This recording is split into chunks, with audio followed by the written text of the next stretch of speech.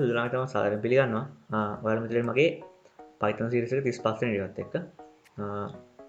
ඉතින් මම අද කතා කරන්න යන්නේ Python වල ගොඩක් වැදගත් මාතෘකාවක්. ඒක තමයි කොහොමද functions හදන්නේ කියලා. හරි. function එකක් කියලා කියන්නේ උදාහරණයක් විදිහට ගත්තොත් හිතන්න දැන් අපිට යම් කිසි දෙයක් print කරගන්න ඕන. හරි. ඒකට මම function එකක් හදනවා print කියලා. හරි. එතකොට ඒ function එකට මොකක් හරි අපි parameters කියලා කතා කරනවා. ඒකට pass කරාට පස්සේ ඒ දේ අපිට print කරලා ගන්න පුළුවන්. හරි. එතකොට මේ functions පාවිච්චි කරන එකේ තියෙන වාසිය තමයි අපිට නැවත නැවත ඒක reuse කරන්න පුළුවන්. හරි. ඒ දේවල් ටික මම දැන් තව ඉස්සරහට පැහැදිලි කරන්නම්. දැන් තේරුණා නැත්තම් ප්‍රශ්නයක් නැහැ. හරි. මම මේ විදිහට untitled document එක කරන් තියෙනවා. මේක තමයි මම function එක හදන්න යන්නේ. එතකොට මේකෙදි දැනගන්න කොහොමද function එක හදන්නේ කියලා. define කියලා දානවා. ඊළඟට function එකේ නම දෙන්න ඕන. මම මේකට දෙන්නම් print me කියලා. function එකේ නම. ඊට පස්සේ කොහොම brackets දෙකක් දානවා. ඊළඟට colon දාලා ඉවරලා function එකේ වෙන්න ඕන දේවල් ටික මෙතන ලියනවා. මෙතන අපිට දෙන්න පුළුවන් මේක අනිවාර්ය නැහැ ඔප්ෂනල්. මේ විදිහට documentation string එහෙම නැත්නම් doc string කියලා කියනවා. ඒ කියන්නේ අපිට function එකේ වෙන්නේ මොකද්ද කියලා. වගේ මෙතන එහෙම දෙන්න පුළුවන්. print something කියලා මම දෙන්නම්. ඊට පස්සේ මම මෙතන වෙන්න ඕන දෙයක් කියනවා.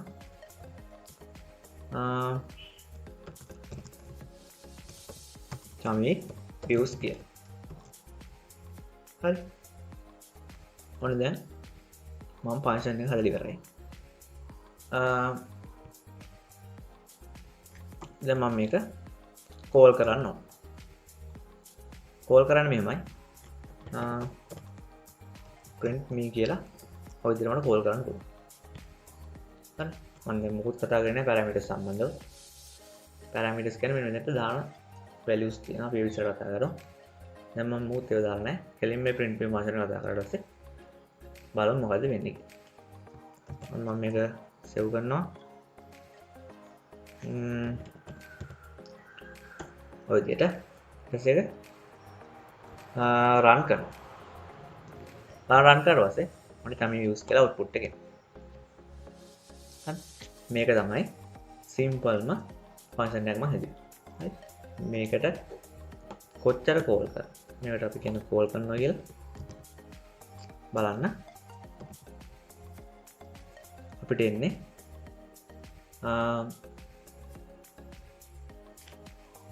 බලන්න. දැන් දෙපාරක් කෝල් කරලා දෙපාරක් ChamiViews කියන එක print එක semicolon එක අත්‍යවශ්‍ය නැහැ මේක කොහොමද ඔය විදිහට. ඊට පස්සේ ඔය එක function එක අපි තව function එකක් parameters එකක් දාලා මේක මම දෙන්නම් print sum කියලා. මේකට මම parameter එකක් දානවා විදිහට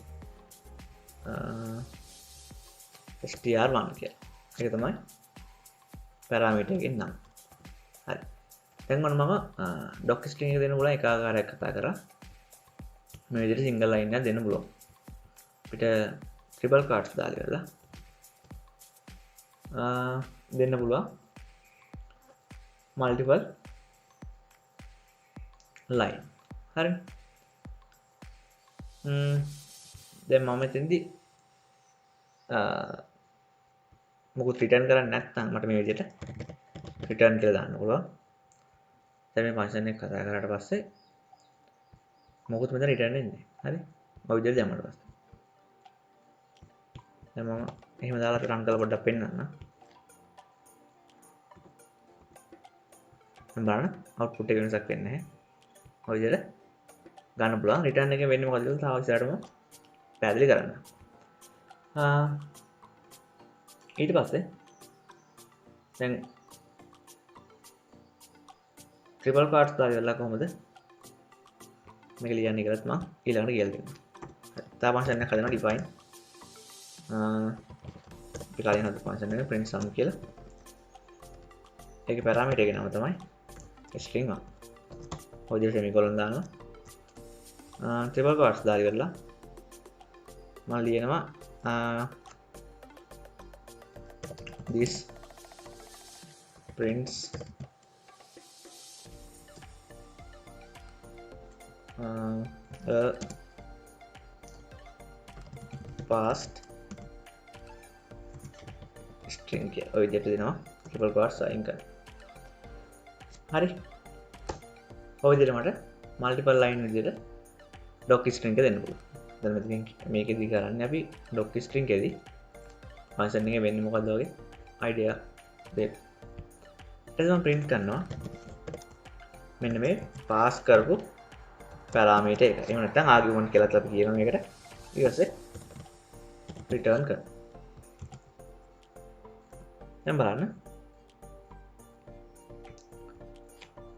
මම මේකට ඊට පස්සේ call කරන්න ඕන. මම print sum මම මේකට pass කරන string එකක් විදිහට hello. දැන් බලන්න මොකද output එක එන්නේ කියලා. hello කියන එක output එක විදිහට එනවා. හරි. ඔය දේවල් ටික තමයි බේසික් විදිහට අපිට ෆන්ක්ෂන් වලදී කතා කරන්න තියෙන්නේ. තව ඉස්සරහට තව ගොඩක් දේවල් මම return type එක කියන්නේ return වෙන value එක ගන්න කොහොමද? ඒ දේවල් ටික ඊළඟ වීඩියෝ වලදී කතා කරන්න. මේ ටික හොඳට ප්‍රැක්ටිස් කරන්න. තව ෆන්ක්ෂන් හදන්නේ කොහොමද කියලා බලන්න. දැන් එතකොට මේක තියෙන වාසිය තමයි දැන් මට print sum කියලා නිතරම මට මේක reuse කරන්න පුළුවන්. දැන් මම hi කියලා දෙනවා. දැන් බලන්න මේ විදිහට එනවා. හරි. දැන් උදාහරණයක් විදිහට ගත්තොත් දැන් මට නම්බර් දෙක එකතු කරන්න ඕන. ෆන්ක්ෂන් එකේ නම්බර් දෙක පාස් කරන්න විතරයි තියෙන්නේ. මට එකතු කරලා output එක දෙන්න. ඒ වගේ දේවල් අපි කරන්න පුළුවන් මේ functions පාවිච්චි කරලා. හරි. මම හිතනවා මේක තේරෙන්නේ කියලා. ප්‍රශ්න තියෙනවා නේද? කමෙන්ට් සෙක්ෂන් එකට දාන්න. අපි ඊළඟට තව ෆන්ක්ෂන් වල ගොඩක් දේවල් ඉස්සරහට කතා කරමු. එහෙනම් සියලු දෙනාටම සුබ දවසක්.